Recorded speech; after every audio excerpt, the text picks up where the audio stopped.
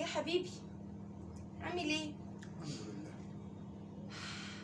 اللي هو في خلال السنة بيجي كام عيد؟ 2 بيجي عيدين، عيد الفطر وعيد الاضحى. لا وفي أعياد تانية. حرام، احنا مسلمين، حرام.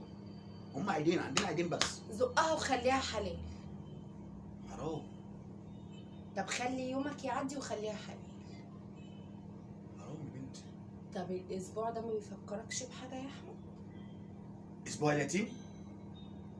اليتيم عشان انا يتيم افتكرت. ايوه هو اسبوع. شكلنا عيالنا يحتفلوا بيه قريب.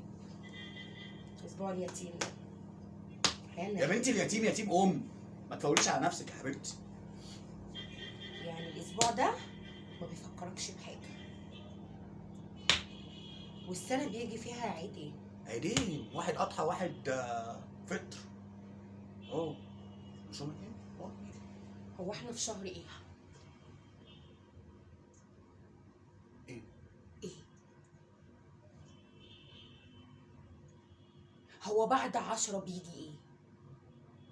بيجي 12 و13. 11 ما درستهاش؟ هو مش مات؟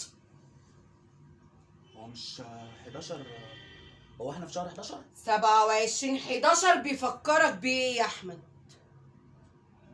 الاسم ده مش غريب عليا. 27 11 دي نهاية العالم صح؟ بداية العالم؟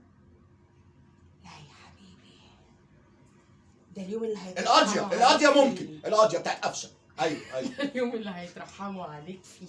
هو كان 27 11 القاضية. تعالى لي الاهلاويه كلهم بيذلونا بالقاضية بتاعت تعالى 27 11. لي اهو